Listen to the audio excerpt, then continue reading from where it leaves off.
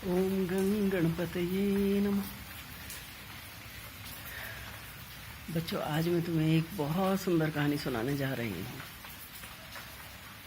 किसी गांव में एक भोला नाम का किसान रहता था। बहुत जैसा उसका नाम था वैसा ही वो था। बहुत भोला भाला था। दिन भर अपना मजदूरी करता और रात को जो भी उसे पैसे मिलते भगवान के मंदिर में आकर के भगवान को समर्पित करता कि आज मुझे भगवान इतने पैसे मिले हैं और मैं इन्हीं से ही अपना परिवार का काम चलाऊंगा। फिर उन्हीं पैसों को वो प्रसाद समझ के भगवान का घर ले जाता था। आटा खरीदता था, चावल खरीदता था, सब अपना उन्हीं पैसों से करता था। पहले वो एक किसान था, मगर उस गांव में एक साहूकार था जो कि सबके पैसे ले लेता था। वो साहूकार बहुत लालची था। जिसके पास खेत होते खेत लूट लेता था, पैसा लूट लेता था, यही सब करता रहता था वो साहूकार। उसने पूरे गांव का पैसा अपने पास में इकट्ठा कर लिया था। तो इस तरह से सभी लोग उस गांव के बहुत गरीब हो गए थे, बस वो साहूकार एक अमीर था।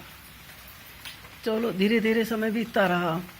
एक बार की बात है कि वो साहूकार जंगल में जा रहा था। जंगल में जा रहा था किसी काम से, तो रात बारिश हो गई, खूब तेज बारिश हो गई। वहाँ पर बारिश होने से क्या हुआ, वो बेचारा उसको जल्दी जल्दी मंदिर दिखाई दिया। वो उस मंदिर की तरफ दौड़ा। मंदिर की तरफ दौड़ा, रात हो रही थी तो मंदिर में गया। वो भीगता भीगता मंदिर में गया, खूब तेज बारिश हो रही थी। फिर वो वहाँ पर एक दीवार के सहारे बैठ गया और बारिश को देखने लगा, कब बारिश रुके और कब मैं घर जाऊं। मगर बारिश तो रुकी नहीं। वो बहुत देर हो गई, बहुत देर हो गई। वो बैठा बैठा बेचारा वहीं पर ही लेट गया साहूकार, और लेट करके उसको नींद आ गई। नींद आ गई। फिर आधी रात को जब उसकी आंख खुली, उसने देखा बारिश तो बंद हो गई और उस मंदिर में कोई भी नहीं है। तो मगर फिर भी उसको धीरे धीरे हंसने की, धीरे धीरे बात करने की आवाज़ें आ रही थी। तो उसने कहा, ये आवाज़ें सब कहाँ से आ रही हैं? उसने मंदिर की एक छोटी सी खिड़की से अंदर झांक करके देखा। मंदिर के अंदर उसने देखा, मंदिर के अंदर अंधेरा है, दिया जल रहा है।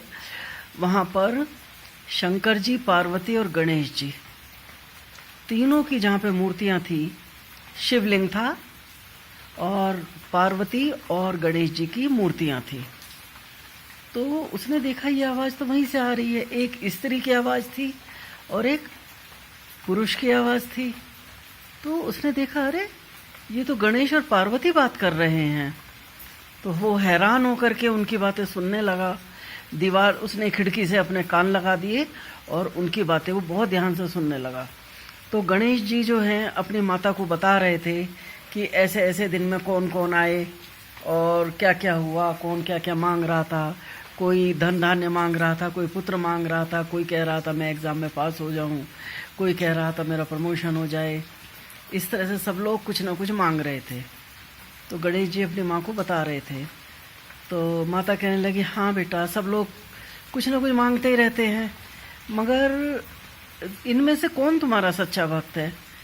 तो गणेश जी कहने लगे, माँ मुझे सबसे पसंद भोला है। भोला मुझे सबसे ज़्यादा अच्छा लगता है।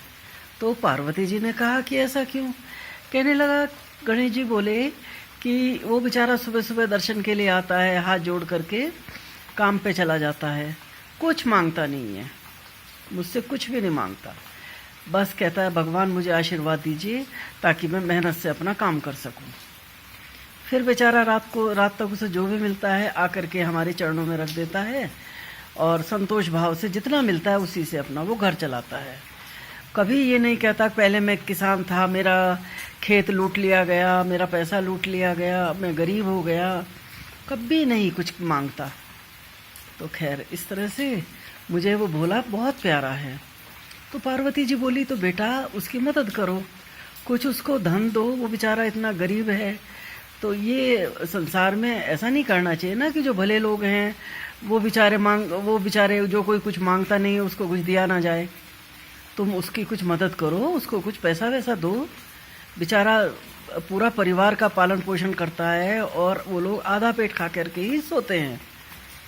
तो गणेश जी ने कहा ठीक है माँ, कल को मैं उसकी मदद करूँगा और कल आप देखना शाम को आपको कोई शिकायत नहीं मिलेगी। गणेश जी उसको पैसा मिल जाएगा कल को, आप चिंता ना करो। तो साहूकार ये सब सुन रहा था, तो उसने ये सब सुना और वो उन लोगों की बातचीत भी बंद हो गई। वो बड़ा हैरान हुआ, उसके दिमाग में यही प्लान आया कि कैसे कैसे करके जो इसको कल को पैसा मिलने वाला है उसको मैं हड़प लूँ, भोला का पैसा जो गणेश जी देने वाले हैं उसको मैं हड़प लूँ। यही सोचते सोचते वो घर चला गया। सुबह ही सुबह उसकी आंख खुल गई। उसने कहा अरे भोला मंदिर जाता है और मंदिर में ही मैं भोला को बातचीत करूं। तो वो दौड़ा दौड़ा साहूकार मंदिर में गया। भोला मंदिर में भगवान के चरणों में बैठा हुआ था, हाथ जोड़ रहा था, आरती कर रहा था। तो साहूकार ने कहा भोला मैं तुम्हें कुछ देना चाहता हूँ। तो भोला ने कहा नहीं नहीं मुझे कुछ नहीं चाहिए। तो उसने कहा नहीं, अच्छा चलो देना नहीं चाहता, चलो फिर ऐसा करते हैं, एक डील करते हैं। तो भोला ने कहा क्या डील करते हैं बोलिए। तो उन्होंने बोला, साहूकार बोले कि ऐसा करेंगे शाम तक तुम्हें जो कुछ भी मिलेगा, जितना भी पैसा मिलेगा तुम्हें, पैसा हीरा सोना चांदी अशर्फी। तो उसने कहा मुझे ये सब अशर्फी सोना चांदी ये सब थोड़े मिलता है, मुझे तो लकड़ियाँ काटता हूँ वो बेचता हूँ उससे थोड़ा पैसा मिलता है। तो उसने कहा फिर भी जो भी कुछ तुम्हें मिलेगा, गड़ा हुआ धन मिल जाए, कुछ भी मिल जाए तुम्हें, वो तुम मुझे दोगे। शाम को हम लोग फिर से मंदिर में मिलेंगे, वो सब तुम मुझे दोगे और मैं तुम्हें इसके बजाय 10,000 रुपये दूंगा। तो भोला कहने लगा साहूकार क्यों मजाक करते हो, 10,000 रुपये आप मुझे क्यों दोगे। तो साहूकार बोले नहीं नहीं ये डील हो गई, अब मैं शाम को तुम्हें 10,000 रुपये दूंगा और तुम मुझे जो भी तुम्हें मिले तुम वो मुझे देना। उसने कहा ठीक है, अगर आप नहीं मानते हो तो ठीक है, कोई बात नहीं, जो मुझे मिलेगा मैं आपको दूंगा और जो आप मुझे 10,000 देना, अगर आप नहीं मानते हो। फिर ऐसे तो भोला दिन भर जो है अपना मजदूरी करता रहा। उसे रोज यही 70-80 रुपये मिलते थे, उस दिन 100 रुपये मिल गए। शाम को आकर के मंदिर में दोनों की मुलाकात हुई। तो साहूकार तो बेचैनी से उसकी राह देख रहा था। उसने साहूकार ने कहा कि ये रहे तो तुम्हारे 10,000 रुपये और आज तुम्हें जो जो मिला है मुझे सब दे दो और तुम अपनी बात से मुकरना मत। उसने कहा ठीक है, मैं क्यों मुकरूंगा। और ये रहे सिक्के, जितने भी उसे सिक्के मिले थे, जितने भी रुपए मिले थे उसको, उसने सब जितने अपनी जेब में से निकाल करके सब वहाँ रख दिए। तो साहूकार बोला बस 100 रुपये मिले तुम्हें। उसने कहा हाँ, और तुम्हें गड़ा हुआ धन कुछ मिला, कहीं पेड़ पर रखा हुआ पोटली कोई मिली। उसने कहा नहीं मुझे तो कुछ भी नहीं मिला। तो साहूकार हैरान हुआ। फिर भी उसने सोचा कि क्या पता कल मिले। तो उसने कहा कि ठीक है चलो ये 10,000 रुपये ले लो तुम और ये 100 रुपये मुझे दे दो। साहूकार ने सोचा क्या पता ये घर जाके सोने के सिक्कों में बदलने वाले हों, कुछ चमत्कार होने वाला हो, गणपति ने वहाँ ना दिए हों, ये सिक्के घर जाके कुछ चमत्कार दिखाने वाले हों कि। तो खैर वो ले गया, साहूकार अपने घर ले गया। रात को वो फिर से मंदिर में आया।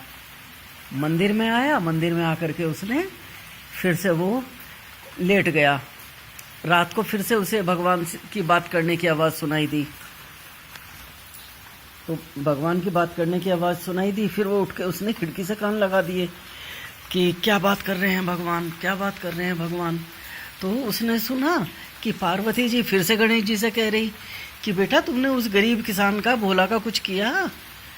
तो गणपति बोले कि नहीं माँ, अभी तो मैं कुछ खास नहीं कर पाया, अभी तो उस साहूकार ने ही उसे 10,000 रुपये दिए, कुछ ज़्यादा नहीं कर पाया, मैं कल को देखता हूँ। तो साहूकार ये सुन करके बड़ी हिम्मत बंधी साहूकार को। उसने कहा अच्छा कल मिलने वाले हैं। साहूकार फिर से सुबह सुबह मंदिर में पहुंचा कि भाई भोला, आज तुम्हें जो कुछ भी मिलेगा ये डील कर लो, जो भी तुम्हें मिलेगा तुम मुझे दोगे और मैं तुम्हें 1 लाख रुपए दूंगा। तो भोला बोला कि कल भी मुझे अच्छा नहीं लगा, कल भी आपने मेरे से 100 रुपये लेके मुझे 10,000 रुपये दिए, मुझे ऐसे नहीं चाहिए, मुझे ऐसे मुफ्त का पैसा नहीं चाहिए, और ऐसा मत करो, मैं नहीं लूँगा। उसने कहा नहीं नहीं नहीं नहीं, ऐसा नहीं होगा, तुम अपनी बात से मुकर नहीं सकते, तुम्हें डील करनी पड़ेगी। उसने कहा ठीक है, जब आप नहीं मानते चलो ऐसे कर लूँगा। तो खैर फिर अगले दिन फिर से भोला को तो वही 100 रुपये मिले, 100 रुपये मिले। फिर शाम को ये लोग फिर से मंदिर में मिले। भोला ने कहा, उसने कहा ये लो भाई 1 लाख रुपए, और भोला जेब से जो कुछ भी मिला है तुम्हें सब दे दो मुझे। उसने 100 रुपये निकाल के दे दिए। तो साहूकार ने बोला तुम्हें कोई पड़े हीरो की पोटली पड़ी मिली हो, कहीं तुम्हें गड़ा हुआ धन मिला हो, कुछ हो, जो हो मुझे सच्ची सच्ची बता दो। तो भोला बोला नहीं नहीं, मुझे तो ऐसा कुछ भी नहीं मिला, ना गड़ा हुआ धन मिला, ना कुछ मिला, और कुछ नहीं मिला मुझे। तो वो हैरान हुआ। सेठ ने उसको, साहूकार ने उसको फिर भी दे दिए 1 लाख रुपए। 1 लाख रुपए दे करके वो तो भोला तो बेचारा हैरान होता हुआ चुपचाप चला गया घर पे। उसने कहा ठीक है, घर चला जाता हूँ और जो होगा देखा जाएगा।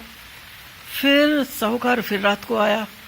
रात को आकर के फिर से वो खिड़की से कान लगा के बैठ गया भगवान की बातें सुनने के लिए।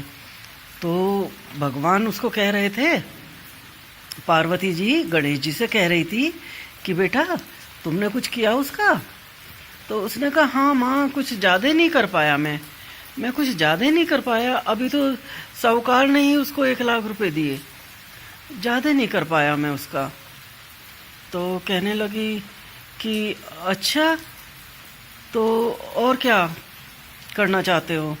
तो उसने कहा कि माँ करना तो मैं बहुत कुछ चाहता हूँ, मगर मैं कुछ कर नहीं पाया अभी, देखते हैं, करूँगा, आप चिंता ना करो, मैं करूँगा।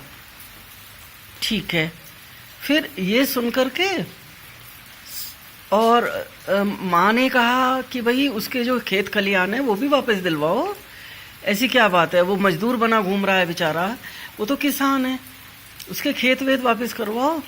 तो उसने कहा हाँ माँ करवाऊँगा, उसके भी करवाऊँगा और गांव के जितने भी मजदूर हैं सबके मैं खेत वापस करवाऊँगा। तो माँ ने कहा साहूकार कर देगा वापस? तो गणेश जी बोले हाँ हाँ, साहूकार बिल्कुल वापस करेगा। और जब साहूकार जब तक सबके खेत खलियान के कागज वापस नहीं कर देगा तब तक वो मंदिर से जा नहीं पाएगा। ये सुन करके तो साहूकार बहुत डर गया। उसने कहा मंदिर से जा नहीं पाऊंगा, इसका मतलब तो भगवान को पता चल गया कि मैं यहाँ हूँ, कान लगाए बैठा हूँ मंदिर की खिड़की से। तो वो भागना चाहा उसने।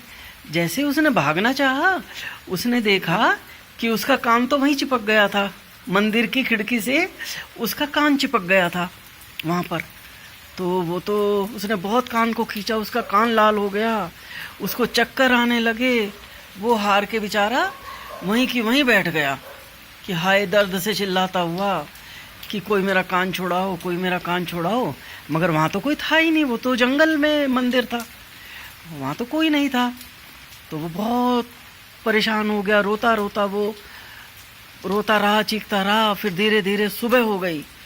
सुबह हो गई तो इतनी देर में जो है पुजारी आए, लोगों ने आना शुरू किया। जैसे ही लोगों ने आना शुरू किया, उसने लोगों को बुलाया, अरे रुको रुको, सुनो मेरी बात सुनो, जरा मेरे मुनीम जी को बुला के लाओ, जल्दी से मेरे मुनीम जी को कहो सारे कागजात लेके मेरे पास आएँ। तो लोगों ने जाके मुनीम जी से कहा कि ऐसे सेठ जी तो वहाँ पे बैठे हुए रो रहे हैं मंदिर में और तुम्हें सारे कागजात लेके बुलाया। मुनीम जी आए कि क्या हुआ क्या हुआ? उसने कहा ऐसे ऐसे मेरा कान चिपक गया है और तुम खेत खलियान के सारे गांव के जितने भी लोग हैं सबके कागज लेकर के आओ, मैं प्रायश्चित करना चाहता हूँ। तो मुनीम जी ने कहा ठीक है, मैं ले आता हूँ। मुनीम जी घर गए, सारे बही खाते, सारे कागज, जो जो पैसा लूटा था, और वो सेठानी को भी ले गया अपने साथ। तो सेठ जी ने मुनीम जी से भोला के सारे खेत के कागजात दिलवाए। भोला से कहा कि अब तुम अपने खेत के मालिक हो, अब तुम्हें कोई मजदूरी करने की ज़रूरत नहीं है। अब तुम अपने खेत के मालिक हो। और जितने भी लोग थे सबको उनके कागजात वापस करे, जिससे पैसा लूटा था सबका पैसा वापस किया सेठ साहूकार ने। और इस तरह से फिर वो जब उसने सबका पैसा वापस कर दिया तब उसका कान मंदिर की खिड़की से छूटा। फिर उसने भगवान को हाथ जोड़े जा कर के अंदर कि हे भगवान, मुझसे जो पाप हुए उनको क्षमा करो। अब मैं शरीफ आदमी की तरह से अपना जीवन व्यतीत करूँगा, किसी को लूटूंगा नहीं। और ये सब भोला की वजह से हुआ। भोला, मैं तुमसे भी क्षमा मांगता हूँ। तुम इतने सच्चे हो कि भगवान ने खुद आकर के तुम्हारी मदद की और तुम भी मुझे क्षमा करो। तो बेईमान आदमी का कभी भला नहीं होता, उसको अंत में दुख उठाने पड़ते हैं। इसलिए कभी किसी को मूर्ख बना करके लूटना नहीं चाहिए।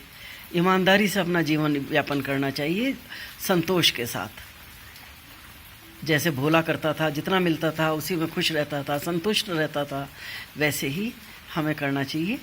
भगवान सब देखते हैं। ठीक है बच्चों।